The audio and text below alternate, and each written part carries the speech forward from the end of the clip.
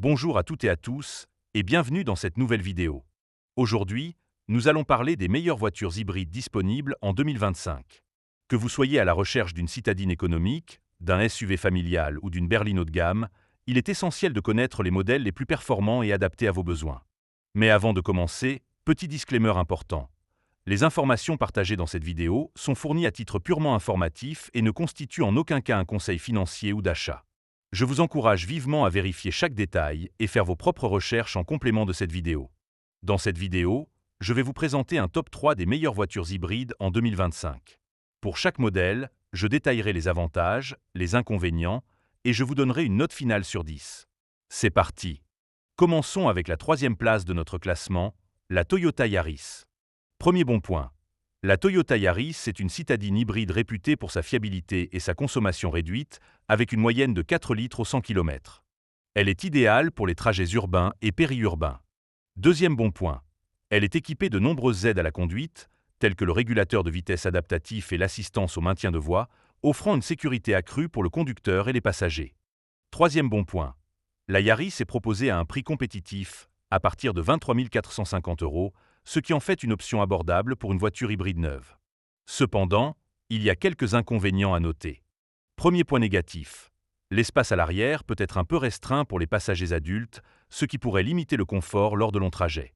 Deuxième point négatif. Le coffre offre un volume de chargement limité, ce qui peut être un inconvénient pour les familles ou les personnes ayant besoin de transporter des objets volumineux.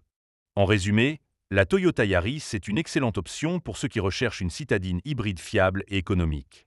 Je lui attribue une note de 8 sur 10. Passons maintenant à la deuxième place de notre classement, la Hyundai Tucson hybride. Premier bon point. Le Hyundai Tucson hybride est un SUV familial offrant une autonomie impressionnante pouvant atteindre 950 km, ce qui est idéal pour les longs trajets sans se soucier des arrêts fréquents à la pompe. Deuxième bon point.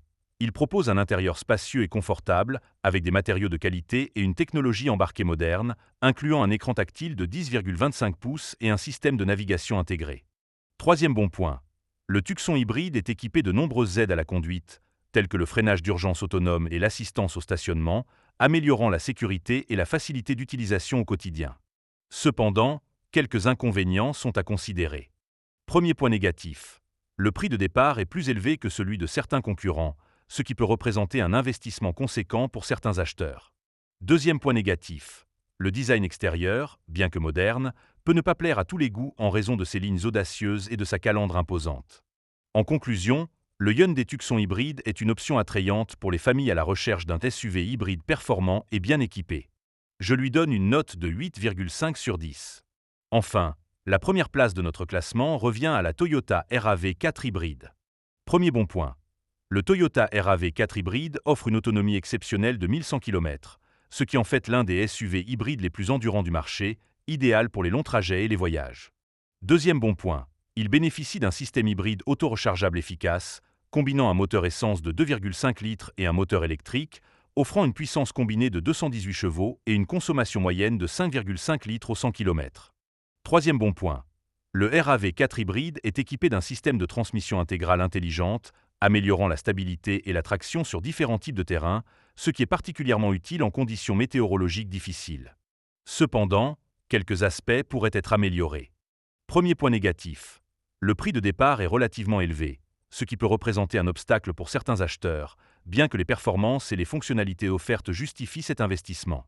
Deuxième point négatif. Le design extérieur, bien que robuste, peut sembler un peu conservateur comparé à certains concurrents plus audacieux en termes de style. En résumé, le Toyota RAV4 hybride combine autonomie, performance et fiabilité en faisant un choix de premier ordre pour une voiture hybride en 2025. Je lui attribue une note de 9 sur 10. Voilà, c'était notre top 3 des meilleures voitures hybrides en 2025. J'espère que cette vidéo vous aidera à faire un choix éclairé pour votre prochain véhicule hybride. N'oubliez pas de faire vos propres recherches et de consulter un professionnel avant de prendre votre décision. À très bientôt pour une nouvelle vidéo.